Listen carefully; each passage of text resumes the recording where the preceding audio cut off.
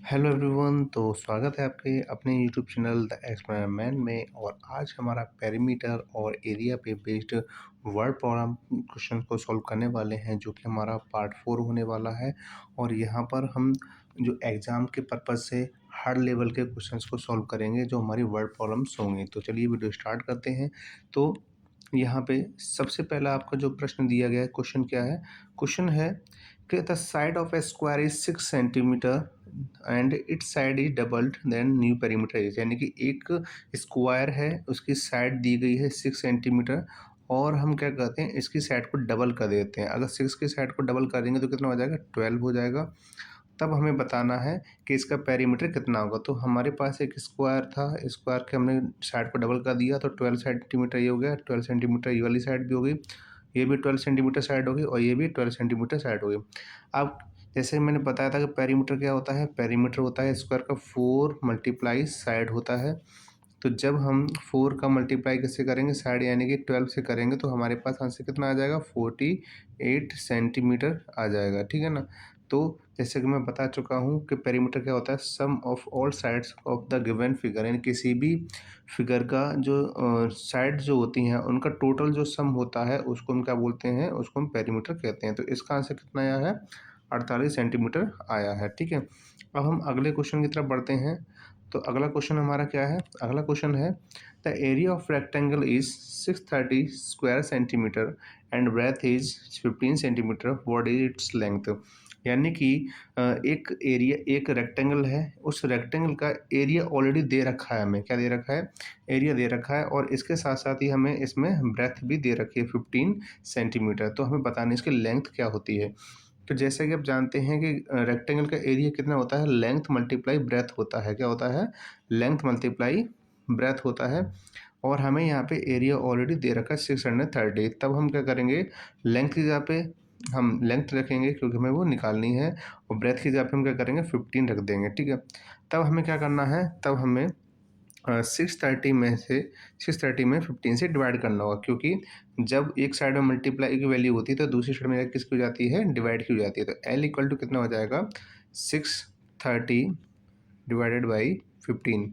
तो 15 से डिवाइड करेंगे तो कितना आ जाएगा? 16 फोर जा कितना होता है? सॉरी, 15 फोर जा कितना होता है? 60 होता है। तो आपके बचा 30, तो 15 टू जा कितना हो जाएगा? 30 हो जाएगा। तो इस तरह का आंसर कितना है? 42 सेंटीमीटर। इसका मतलब ये हुआ कि जो हमारी एरिया 630 दी गई थी और ब्रेथ जो दी गई थी, इससे हमने कितनी लेंथ निकाली? 42 सेंटीमीटर निकाल ली। ठीक है ना?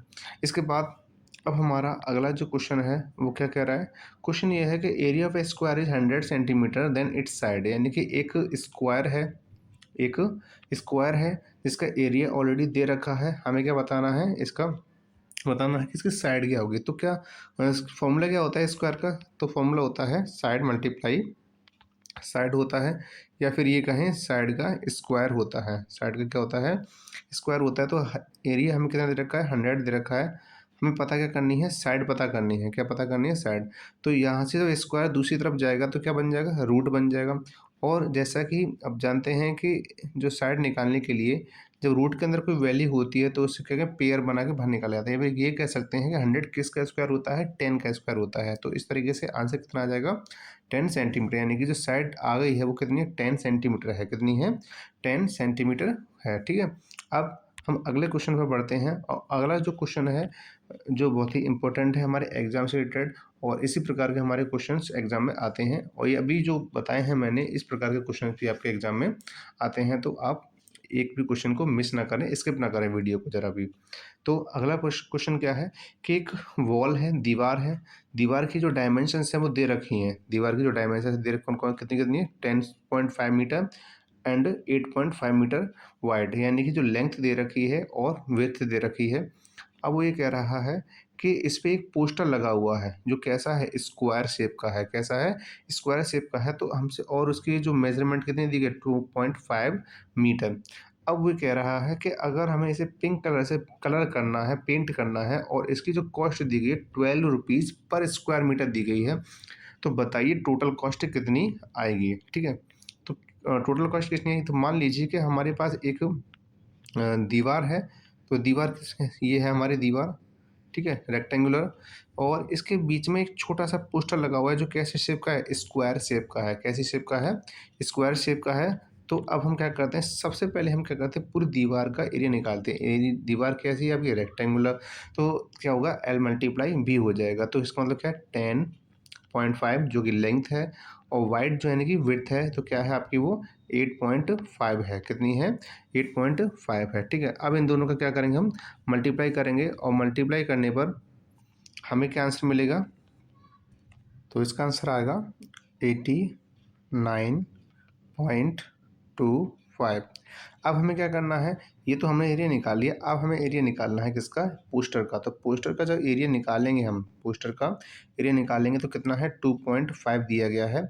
2.5 का क्या कर देंगे? स्क्वायर कर देंगे। स्क्वायर करने पे कितना आ जाएगा? ये आ जाएगा 6.25। कितना आ जाएगा? 6.25। तो इसको जब अब क्या करना है हमें? अब करना ये है कि हमें जो दिया गया है स्क्वायर का एरिया, और किसका दिया गया? दीवार का एरिया, ठीक है, यानी कि एक पोस्टर का एरिया, तो हम इसको माइनस कर देंगे, यानी कि 89.25 में से 6.25 माइनस करने पर कितना आएगा? 83 आ जाएगा। कितना आ जाएगा? 83 centimetre square, sorry metre square आ जाएगा। ठीक है ना। इसके बाद हम क्या करेंगे? अब हमें कॉस्ट पता करनी है। क्या पता करनी है? कॉस्ट पता करनी है। तो कॉस्ट पता करने के लिए हम क्या करेंगे? कॉस्ट निकालनी है, तो हम 83 में जो हमें फाइनल हमें एरिया मिला है, हम इसमें क्या करेंगे? हम इसमें 12 से मल्टीप्लाई कर देंगे। क्या कर देंगे? इसमें 12 से मल्टीप्लाई कर देंगे, और मल्टीप्लाई करने पर क्या आंसर आएगा? 996। ये आपका क्या आ गई? कॉस्ट आ गई। यानी कि एक दीवार को पेंट करने में, और क्योंकि पेंट करना है तो हमें क्या करना पड़ेगा? हमें इस पोस्टर का एरिया छोड़ना पड़ेगा। तो कॉस्ट कितनी आएगी आपकी? 996 रुपीज़ आएगी। ठीक है, तो एक बार फिर से मैं रिपीट कर देता हूँ कि सबसे पहले हमने क्या किया? दीवार का एरिया निकाला, फिर हमने पोस्टर का एरिया निकाला, फिर दीवार के एरिया में से हमने पोस्टर का एरिया क्या किया? माइनस किया। हमारे पास एक फाइनल आंसर आया। तो उस आंसर से हमने क्या किया? कॉस्ट जो दी गई थी हमने उससे मल्टीप्लाई कर दिया, और मल्टीप्लाई करने पर हमारा आंसर कितना है? 996, यानी कि 996 रुपये आंसर आया है। ठीक है, अब हम आगे बढ़ते हैं अगले क्वेश्चन की तरफ। अगला क्वेश्चन क्या है? अगला क्वेश्चन है कि a table top is covered with 25 squares of equal size, यानी कि एक टेबल टॉप पर जो टेबल टॉप इज कवर हो रही है 25 स्क्वायर्स से। किससे हो रही है? 25 स्क्वायर से हो रही है, और एक स्क्वायर की जो साइड है वो 3 सेंटीमीटर है। तो बतानी है हमें कि इस टेबल टॉप का एरिया क्या होगा? इस टेबल टॉप का एरिया क्या होगा? ठीक है, तो हम क्या करते हैं? सबसे पहले जो हमें स्क्वायर दिया गया है, हमें छोटे छोटे जो स्क्वायर हैं टेबल पर रखे हुए हैं, वो छोटे छोटे स्क्वायर हैं, वो इसका हम क्या निकाल लेते हैं? एरिया। क्या होता है? साइड का स्क्वायर होता है। तो साइड का स्क्वायर कितना हो जाएगा आपका? 3 का स्क्वायर हो जाएगा। 3 का स्क्वायर कितना होता है आपका? 9 होता है। अब क्योंकि सिर्फ एक स्क्वायर का निकल के आया है, किसका निकल के आया है? एक स्क्वायर का, जबकि हमें चाहिए किसका? हमें पूरे 25 स्क्वायर्स का चाहिए। तो टोटल हम एरिया निकालें कैसे? एरिया इक्वल टू 9 मल्टीप्लाई 25, यानी छोटे छोटे जो ब्लॉक्स हैं स्क्वायर वाले कितने हैं? 25 है, और मल्टीप्लाई करेंगे तो कितना आएगा? तो आ जाएगा 9 5 जा 45, कैरी 4, 9 3 9 2 जा 18, और 18 और 2 कितने होते हैं? 22। तो इस तरीके से हमारे पास ये जो आंसर आया है वो कितना है? 2 to 5 आ गया है। क्या आ गया है? 2 to 5 आ गया है। तो इसका मतलब पूरा जो टेबल है हमारा, पूरा क्या है? जो टेबल टॉप है, तो उस टेबल टॉप के जो आंसर आया कितना? 2 to 5 सेंटीमीटर स्क्वायर आ गया है। तो कहाँ पे दिया गया आपका? ये ऑप्शन नंबर सी में दिया गया है। ठीक है, अब हम आगे बढ़ते हैं और आगे अगला क्वेश्चन को सॉल्व करने की कोशिश करते हैं। तो ये एक फॉर्मूला बेस्ड क्वेश्चन है। वो क्या कह रहा है कि what is the perimeter of a rectangle of length L and breadth B. तो हमारे पास एक रेक्टेंगल दिया गया है। उस रेक्टेंगल में हमें क्या कह रहा है? उस रेक्टेंगल में हमें ये कह रहा है कि यहाँ पे ये जो दी गई है वो लेंथ है। वो क्या है? लेंथ। वो क्या है? एल है। और यहाँ पे जो दी गई है ये क्या है आपकी? ब्रेथ है। क्या है आपकी? ये ब्रेथ। अब जैसा कि हम जानते हैं कि हम सभी साइड को प्लस कर देते हैं, तो ये बी है तो ये भी बी हो जाएगी, और अगर ये एल है तो ये भी क्या हो जाएगी? एल हो जाएगी। ठीक है ना। तो अब हम क्या करेंगे? इन सभी को प्लस कर देंगे, तो B plus L plus B plus L. ठीक है, अब बी और बी कितने हो जाएंगे? 2b हो जाएंगे, और एल और एल कितने हो जाएंगे? 2l हो जाएंगे। जहाँ पे 2 क्या है? कॉमन है, तो क्या आ जाएगा? b plus L. या फिर हम इसे ऐसे भी लिख सकते हैं कि 2 ब्रैकेट में l प्लस बी, यानी l लेंथ हो जाएगा और b क्या हो जाएगा? ब्रेथ हो जाएगा, जो किस में दिखा रहा है? यहाँ दिखा रहा है ऑप्शन सी में, ठीक है। तो इसका एक्चुअल हम डायरेक्ट फॉर्मूला भी लिख सकते हैं, ये तो सिर्फ मैंने आपको समझाने के लिए बताया है, जिससे कभी आप भूल जाओ तो ईजिली आप इन चीज़ों को कर पाओ, ठीक है ना। तो अब हम आगे बढ़ते हैं और अगले क्वेश्चन को सॉल्व करने की कोशिश करते हैं। इन अ स्क्वायर शेप्ड पार्क, एक स्क्वायर पार्क है जिसकी मेजरमेंट कितनी है, मेजरमेंट है 28 सेंटीमीटर, कितनी है 28 centimetre, whose side is measures 28 centimetre, a rectangular pond, और उसमें क्या है, एक रेक्टेंगुलर पॉन्ड भी है यानी तालाब भी है उसमें। तो हमसे वो ये कह रहा है कि इसकी डायमेंशन जो दी गई है वो 3 मीटर एंड 2 मीटर दी गई हैं। तो यहाँ पे इसका मतलब ये हुआ कि हमारे पास एक जो पार्क है वो कैसा है, स्क्वायर शेप का है, और इसके अंदर एक तालाब बना हुआ है जो कैसा है आपका, रेक्टेंगुलर शेप का है। तो सबसे पहले हम क्या करते हैं, सबसे पहले हम स्क्वायर का एरिया निकालते हैं। तो स्क्वायर का क्या निकालते हैं, एरिया निकालते हैं। तो स्क्वायर का एरिया कितना होता है, साइड का स्क्वायर होता है। तो किसका करेंगे हम, 28 का स्क्वायर करेंगे, 28 का स्क्वायर करेंगे यानी कि 28 मल्टीप्लाई 28 कर देंगे। तो 28 मल्टीप्लाई 28 करेंगे तो कितना आंसर आएगा, आपके पास आंसर आएगा 784 मीटर स्क्वायर, ठीक है। अब हमें क्या करना है, रेक्टेंगुलर पॉन्ड का एरिया निकालना है, रेक्टेंगुलर पॉन्ड का एरिया निकालना है। तो पॉन्ड का एरिया निकालने के लिए हम क्या करेंगे, इसके लिए हम ये करेंगे कि हम जो मेजरमेंट दी गई हैं, कितनी कितनी दी गई हैं हमें, हमें मेजरमेंट दी गई 3 मीटर एंड 2 मीटर। तो हम ले लेंगे 3 मल्टीप्लाई 2। तो जब इन दोनों का मल्टीप्लाई करेंगे तो कितना आ जाएगा, 6 मीटर स्क्वायर आ जाएगा। अब हमें क्या करना है, क्योंकि हमें इस तालाब के एरिया को छोड़ के बताना है कितना एरिया है, तो हम क्या करेंगे 784 में से 6 मीटर स्क्वायर को हम क्या कर देंगे, उसको माइनस कर देंगे, और माइनस करने पर हमारे पास जो रिमेनिंग एरिया आएगा, हमारे पास जो रिमेनिंग एरिया आएगा कितना आएगा, 784 में से जब 6 माइनस करोगे तो कितना आएगा, 778 आ जाएगा। कितना आ जाएगा, 778 आ जाएगा, ठीक है ना। तो इसमें किस में दिखा रहा है, ये है आपका 778 यानी ऑप्शन नंबर सी में दिखा रहा है, ठीक है। अब हम आगे बढ़ते हैं और अगले क्वेश्चन को सॉल्व करने की कोशिश करते हैं। और अगर आपको किसी प्रकार की प्रॉब्लम है तो आप हमें कमेंट करके भी बता सकते हैं, जिससे कि हम आने वाली वीडियोज़ में आपको और भी अच्छे से समझाने की कोशिश करें। अब यहाँ पे जो दिया गया है वो क्या है, क्वेश्चन है, Rajat wanted to erect some vertical stones along the boundary of his plot at a distance of, यानी कि अपनी बाउंड्री पे वो क्या लगाना चाहता है, एक वर्टिकल स्टोन्स लगाना चाहता है, जिससे कि हर एक स्टोन की जो बीच की डिस्टेंस है वो कितनी हो, 10 मीटर हो, कितनी हो, 10 metre. If the length of the plot is 30 metre and breadth is 15 metre, how many stones are required. तो बताइए अब कितने स्टोन्स के रिक्वायर्ड हुए। तो जैसे कि एक प्लॉट दिया गया है, क्या है, एक प्लॉट दिया गया है, उस प्लॉट का जो लेंथ है वो कितना है, 30 मीटर का है, कितना है, 30 मीटर का, और इसका जो ब्रेथ है वो कितना है, 15 मीटर का ब्रेथ है, ठीक है। अब हमें क्या करना है, सबसे पहले क्योंकि चारों तरफ लगाना होगा तो इसका मतलब ये है कि हमें पेरीमीटर निकालना है, इसमें क्या निकालना है, पेरीमीटर। तो पेरीमीटर क्या होगा, 2 ब्रैकेट में 15 प्लस 30, ठीक है। अब क्योंकि पेरीमीटर का फॉर्मूला क्या होता है, 2 ब्रैकेट में L प्लस वी, ये किसका फॉर्मूला होता है, रेक्टेंगल का फॉर्मूला होता है, ठीक है ना।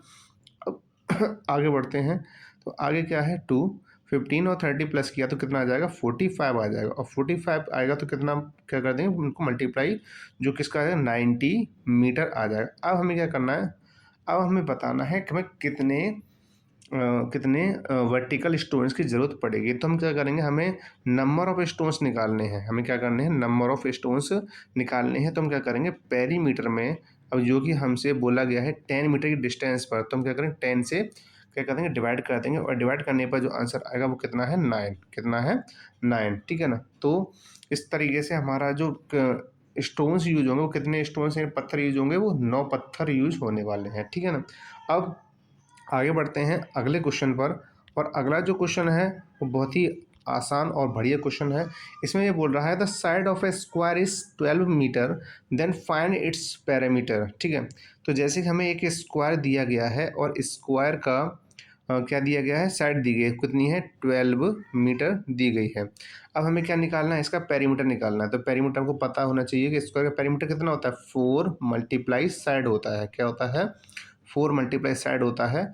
और 4 का मल्टीप्लाई जब हम 12 में करेंगे तो कितना हो जाएगा, 12 4 कितना होता है, 48 होता है, तो 48 मीटर हो जाएगा, जो किसमें दिखा रहा है आपका ऑप्शन नंबर सी में दिखा रहा है। इसका देखिए एक चीज़ और है कि मैं आपको बार बार फॉर्मूले बता रहा हूँ, बार बार फॉर्मूले लिख रहा हूँ खुद, तो इसका मतलब ये है कि आपको भी ये काम करना है, जिससे कि आपको फॉर्मूले बार बार लिखने से, बार बार रिपीट करने से वो याद हो जाते हैं और हम आगे जाके कभी भी सिचुएशन ऐसी उन पर भूलते नहीं हैं और हम क्वेश्चन को सॉल्व करने में हमें दिक्कत भी नहीं आती है, ठीक है ना। तो अब आगे बढ़ते हैं। तो आगे हमारा जो क्वेश्चन दिया गया है वो क्या है? क्वेश्चन है Vidya went to a park that is 150-meter long and 80-meter wide. She took a complete round on its boundary. What is the distance covered by her? तो वो कह रही है कि विद्या एक पार्क में जाती है जिसकी लंबाई जो दी गई है L इक्वल टू दिया गया 150 मीटर दिया गया है, और जबकि यहाँ पे जो ब्रेथ है यानी कि जो वाइड है वो कितना है 80 मीटर दिया गया है। उसे क्या करना है, एक चक्कर लगाना है। तो चक्कर लगाने के लिए उसे क्या करना पड़ेगा, उसे बताना होगा कि हमें कितने डिस्टेंस कवर करनी होगी। तो जैसे कि हम डिस्टेंस की बात कर रहे हैं तो वहाँ पे क्या करेंगे, वहाँ पे हम पेरीमीटर निकालेंगे। क्या निकालेंगे वहाँ पे? पेरीमीटर निकालेंगे। तो अब हम पेरीमीटर का फॉर्मूला लगाते हैं, क्या होता है, 2 ब्रैकेट में L प्लस बी होता है। तो जैसे कि आप जानते हैं कि किसी भी रेक्टेंगुलर कोई भी फील्ड है, कोई भी पार्क है या कोई भी जगह है, तो इसके लिए हम क्या, या फ्लोर है, तो हम क्या लगाते हैं फॉर्मूला, 2 ब्रैकेट में L प्लस बी लगाते हैं। तो लगा दीजिए 2। अब L क्या है 150 मीटर है और B क्या है आपका 80 मीटर है। और जब हम इनको प्लस करेंगे तो प्लस करने पे कितना आएगा, 2 मल्टीप्लाई ये हो जाएगा 230। अब हम क्या करेंगे, अब हमें इनको मल्टीप्लाई कर देना है। तो 230 का जब मल्टीप्लाई करेंगे तो 23 टू से कितना होता है 46 होता है, और लास्ट में एक जीरो रखा हुआ है तो कितना आ जाएगा आपका मीटर आ जाएगा। तो ये क्या है आपका पेरीमीटर निकला है, यानी कि विद्या को पूरे पार्क की डिस्टेंस कितनी तय करनी पड़ेगी, 460 मीटर डिस्टेंस तय करनी पड़ेगी, जो किसमें दिखा रहा है, ऑप्शन नंबर बी में दिखा रहा है, ठीक है। अब हमारे पास अगला क्वेश्चन है और ये इस सेशन का लास्ट क्वेश्चन है ये। तो यहाँ पे क्वेश्चन दिया गया है, an isosceles triangle has measure of p unit for its equal sides and q units for its unequal size, then find parameter. तो हमें क्या बताना है कि हमें एक आइसोसेलेस ट्रायंगल दिया गया है। क्या दिया गया? एक आइसोसेलेस ट्रायंगल दिया गया है। और जैसा कि आप जानते हैं कि एक आइसोसेलेस ट्रायंगल की प्रॉपर्टी क्या होती है, आइसोसेलेस ट्रायंगल की प्रॉपर्टी होती है कि उसकी दो साइड इक्वल होती है, कोई भी दो साइड इक्वल हो। तो ये क्या है, ये भी p है और ये भी p है। जो इनइक्वल साइड है यानी कि जो बची हुई साइड है वो क्या है आपकी q है। क्या है? q है। तो जैसे ही मैंने बताया कि पेरीमीटर कोई भी इरेगुलर फिगर है, कुछ भी है, तो क्या होता है सम ऑफ ऑल साइड। तो हम क्या करेंगे, प्लस कर देंगे। तो p प्लस q, और p और p कितना हो जाएगा आपका यहाँ पे, ये हो जाएगा 2p, और क्या हो जाएगा 2p प्लस q। तो यहाँ पे कौन सा ऑप्शन दिख रहा है आपको, यहाँ पे दिख रहा होगा आपको ऑप्शन नंबर बी, जो क्या आ रहा है 2p प्लस क्यू आ रहा है। और तो आज हमारा ये यही लास्ट क्वेश्चन था और ज्योमेट्री का बहुत ही इम्पोर्टेंट पार्ट रहा ये, या फिर ये कह सकते हैं कि हमने एक रिवीजन के तौर पे किया, ठीक है। तो अब हमारा जो नेक्स्ट जो टॉपिक आने वाला है जो ज्योमेट्री का ही होगा, लेकिन यहाँ पे क्या पढ़ेंगे हम पढ़ेंगे सर्कल के बारे में। किसके बारे में पढ़ेंगे? सर्कल के बारे में पढ़ेंगे, क्योंकि सर्कल एक बहुत ही इंपॉर्टेंट चैप्टर है और इसको भी हम ईजी तरीके से सॉल्व करने की कोशिश करेंगे, ठीक है ना।